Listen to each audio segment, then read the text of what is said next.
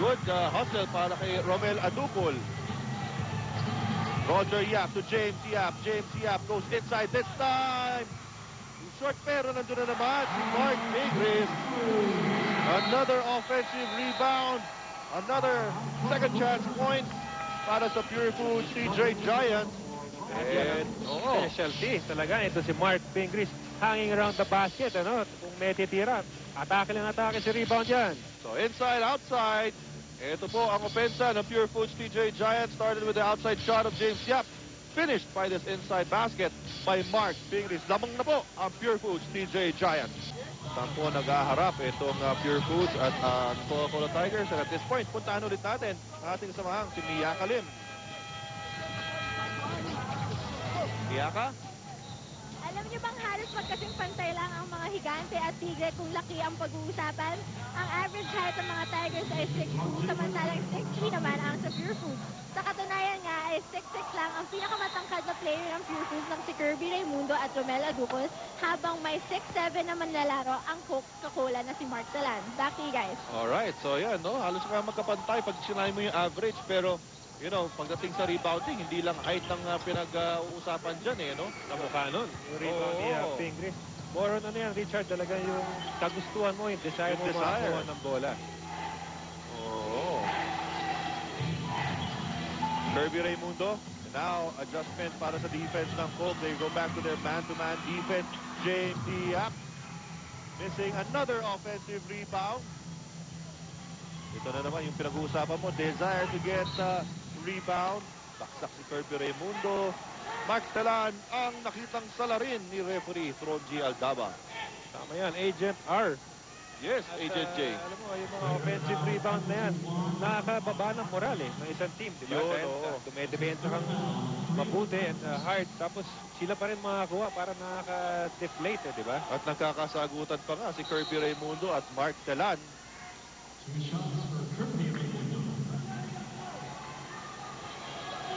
Kirby Raimundo with 2 shots. I wonder if that was called as a flagrant. Actually, kanina, no, nakita natin during the timeout, tinuro ng bench itong Pure Foods, yung ganong klaseng depensa na parang yung naiiwan yung tuhod itong si Mark Talan. So, siguro, nakita rin ng referee ngayon at tinawagan. Kaya nga nagkaroon ng flagrant foul, penalty 1. Tinawag kay Mark Talan. That's why nagkaroon ng 2 free throws. At ito pa, possession babalik sa Pure Foods. Ito na ngayon. At tatawagan ng foul for excessive banggaan. Agent, dahil sabi ni Mr. Martinez, hindi na natural basketball action paminsan na nangyayari. So they have to call that. Jondan Salvador against Ali Peak. They go back to this matchup. And this time, offensive foul na. They was trying to deny itong si Chester Tolomia. At inaangat naman ni Mark Pingris kanyang kamay. So, ayun, balik na dito. Sa Coca-Cola Tigers, pero nagminti sila. Long tap goes to Alex Cabagnot.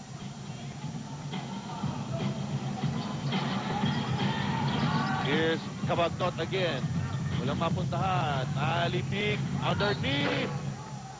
He's been trying all night, you know, to no success. And I guess dito niya kailangan makuha yung puntos niya sa free throws. So far, only 2 points para dito kay Ali Peak. Leading scorer pa naman siya ng Coca-Cola. So talagang hahanapin nila ang offense nito si Ali Peak. Kasi nahanap pa rin niya. Okay. Maybe nawala yung rhythm niya because he's a starter para kay Coach Pinky Favis. Was forced to sit down the entire first half except for 3 minutes. At ngayon, very cold. Ali Peak with his first point. Actually, 3 points. Or 3 points already kanina for Ali Peak. First quarter. Kirby Raimundo against Talan. Kirby dives hard. Kirby nasaraduhan ng pinto. Kirby twirls. Walang mapuntahan na double team. And he loses the basketball. Cabagnot. Siya will pass dito kay Ron J. Buenafe. Back to Buenafe for 3. Pumalog. Counter fast break for the Giants. Ito na si James Yap. James Yap nasundutan. Other way we go. Ron J. Buenafe fakes a pass. Soft layup.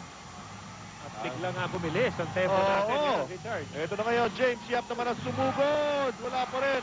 Offensive rebound and a putback for Mark Bingris. 4 points para dito kay Mark Bingris. 5-point lead for the Pure Foods DJ Giants. Mark Fingris doing what he does best. Ano? Yun talaga ang kanyang lakas. Holding foul against Mark Fingris. Naku, pangatlo na rin yan para dito kay Mark Fingris.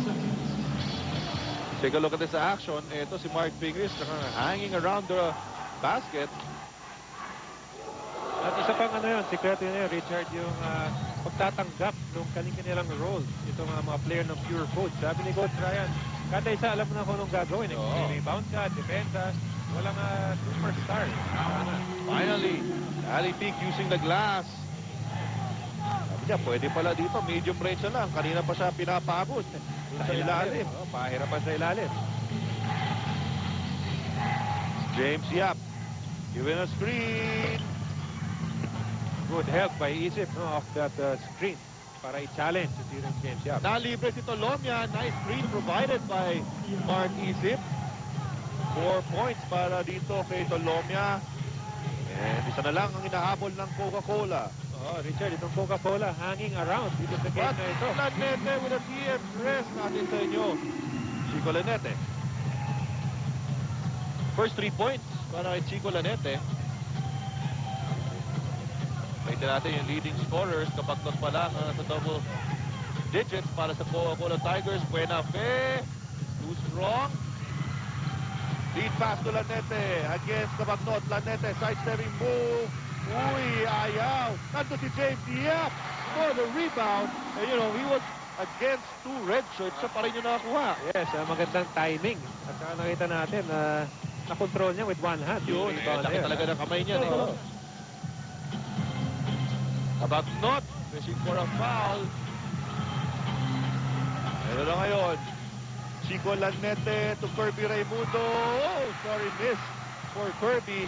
Counter fast break play. Roger Buenafe to Tolomia. Yes. Richard, mabalik tayo dun sa tira ni Cabagnot, which, well, na-technical ngayon ang bench ng Coca-Cola dahil they felt there was a foul, di ba? Pero ang nangyayari, the referees can recognize whether ikaw nag-initiate ng contact or it's not a natural basketball movement. Parang gano'n. Yun. The assistant coach of Coca-Cola Tigers. Coca-Cola Tigers ang natawagan ng technical foul. Yes, galit pa sila doon sa previous, well, actually 2 plays before sa jump shot ni Cabagnot. And yung tinawagan ng foul. Although there was obvious contact, Richard. Yes. Pero yun na nga, yung sa tingin ng ref, yung offensive player nag-initiate ng contact na yun. So 5-point lead dito para sa Pure Foods TJ Giants. Approaching the 3-minute mark ng ating third quarter. Peter Jun Simon back to Lanete for 3. Short this time.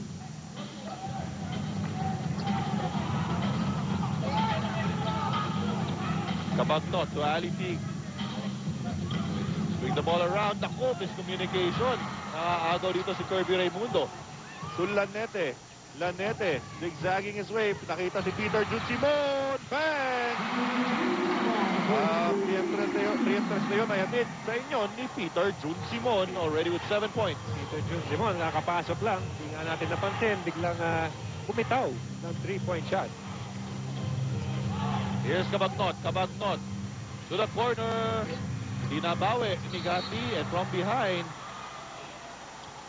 foul niya itong si Peter Jun Simon.